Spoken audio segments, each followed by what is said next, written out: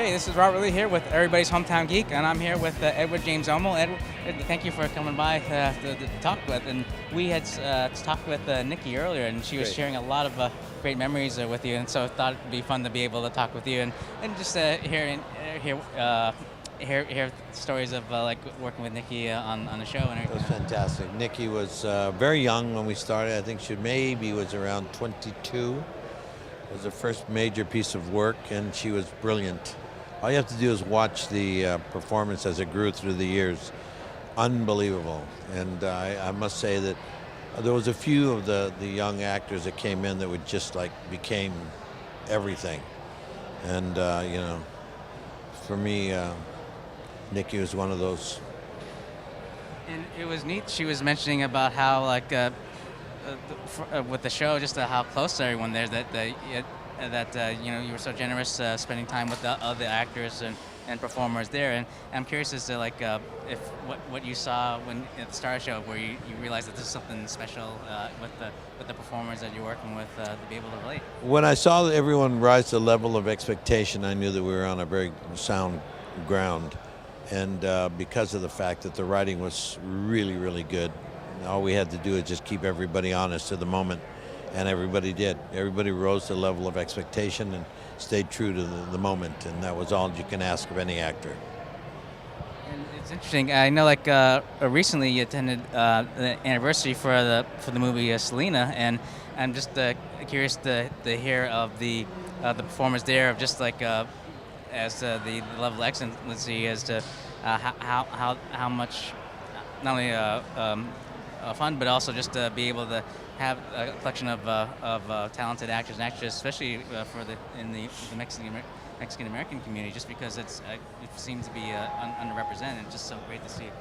Yeah, that was great. Selena was a very difficult film to make. It's probably the hardest film I've ever tried to make in my career, and that was because of the fact that it was just so shortly after her death. She was killed probably 13 months before we started filming, and it was terrible. Nobody wanted to do the movie, but we had to. The father and the family had to get their version of the film out, because by the time we started to film, there was about 5 other films being made, 6 documentaries, and 5 books being written on her. So they had to hurry to get the market and find themselves in there so they could show their story. And it was hard. It was very hard. And to this day, every time I see the movie, I get very, very saddened by it. It's an uplifting film, that's when kids see it, they love it. And all of a sudden the ending comes and they don't understand it. Why do I feel bad right now, and how did this happen to her? Why did she kill her? And that's something you can't really answer.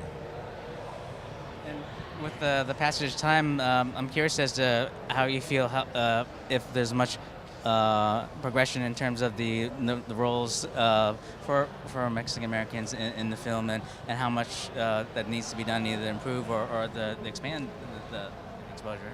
No, I think that there's less now than there were, say, even 50 years ago, when there was nothing.